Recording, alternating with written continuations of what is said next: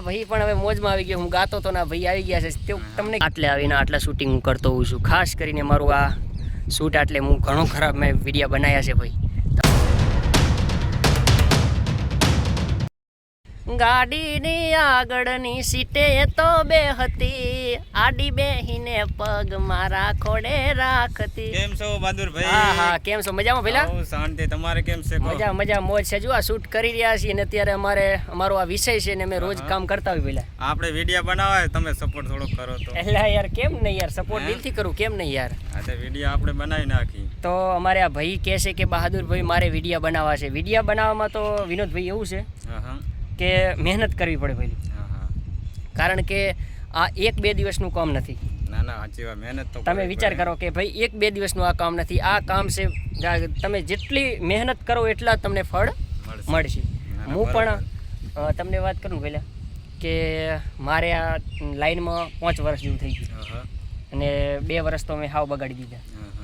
અને પછી એક મેં ચેનલ આ જ્યારે આ ચાલુ છે બહાદુર ઠાકોર ઓફિશિયલ, તો એ ચેનલના માધ્યમથી ઇન્કમ હવે આવે છે. પહેલાં તો યાર મારે આવતી જ નહીં. બરાબર. એટલે આમાં એવું છે કે તમે જો સક્સેસ થઈ જાઓ ને પહેલાં, તો તમે 1 મહિનાની અંદર તમે ઇન્કમ કમાતા થઈ જાઓ પહેલાં. બરાબર.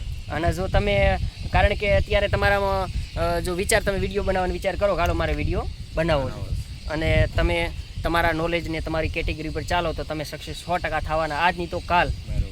એટલે આ યુટ્યુબનો નિયમ છે. અને તમારું કેવું શું થાય છે? એક ગીત ગાઈ નાખો મસ્ત. તો અમારે આ ભાઈ પણ હવે મોજમાં આવી ગયો. હું ગાતો તો ના ભાઈ આવી ગયા છે. તે તમને કેવું સંભળાવી દઉં? કહો હાલો.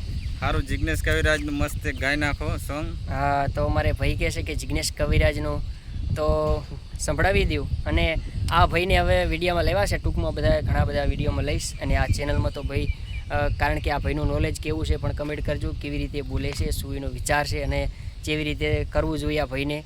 અને કામ કરીને તો આખી જિંદગી આપણે કામ તો કરી રહ્યા છીએ, પણ કંઈક નવીનતામ કરશું તો લોકો યાદ કરશે. વિનોદભાઈ, ના ના, સાચી વાત છે. તમારું કેવું શું થાય ભૈયા? ના, બરોબર. એટલે કારણ કે આપણે જીવનની અંદર કોઈ પણ કામ કરશું તો લોકો યાદ કરશે કે ના ઓલો ભાઈ તો વિડીયો બનાવતો. સાચી વાત. અને બાકી તો એમ કે પેલા તો બેકાર હતો યાર, કઈ વાતનો સારો નતો. એટલે આવું છે. સાચી વાત છે. તો અમારે વિનોદભાઈ કહે છે કે બહાદુરભાઈ એક ગીત સંભળાવી દો. અને હું ગાતો તો ના ભાઈ આવી ગયા, અચાનક આવી ગયા છે. હું શૂટ કરતો હતો ને ભાઈ અચાનક આવી જાય કે મારે હવે વિડીયો બનાવવા છે. તો લોકેશને આવી ગયા છીએ, રેલવે સ્ટેશને આવ્યા છીએ અને બહુ સારો નજારો છે. એટલે મારું આવવાનું તો આટલા બહુ જ થાય છે. આ બધે હું આવતો જોઉં છું, ખાસ કરી મોસ્ટ ઓફ. અને આ વિનોદભાઈને પણ હવે અંદરથી ઉપડી છે કે મારે વિડીયા બનાવવા છે. તો હવે આ ભાઈને રાજી કરવા માટે એક જિગ્નેશ કવિરાજનું ગીત સંભળાવી દીધું. આપણે કોમેડી વિડીયો બનાવવાના છે, કોમેડી. અને આમનો વિચાર થોડોક થયો છે કે મારે કોમેડીમાં લાઈનમાં આવવું છે. તો હું થોડુંક એમને શીખવાડીશ અને ભાઈ ફેસબુક, ઇન્સ્ટાની આઈડી યુટ્યુબમાં બનાવડાવીશ. એટલે તો એ ભાઈને હું પણ જાહેર ઇન્સ્ટામાં કરીશ અને યુટ્યુબમાં કરીશ કે આ ભાઈને આવી રીતે આઈડી છે ને એ ભાઈ એને જાત મહેનતથી બહાર આવશે અને 100% કમાશે, પૈસા કમાશે, વિશ્વાસ છે મને. કારણ કે મહેનત કરશે તો. આ જ વિડીયો અપલોડ કર્યો અને 10 દાડા 15 દાડા પછી તમે યાદ કરો તો એમ સક્સેસ થવાય નહીં. તો વિનોદભાઈની ફરમાઈશ છે તો પૂરી કરી દઈએ. એ ગાડીની આગળની સીટે તો બે હતી, આડી બેહીને પગ મારા ખોડે રાખતી. એ ગાડીમાં જીગાના ગીતો એ વગાડતી, મસ્ત હતો મૂડ ને વિનોદભાઈ વિડીયો બનાવતી.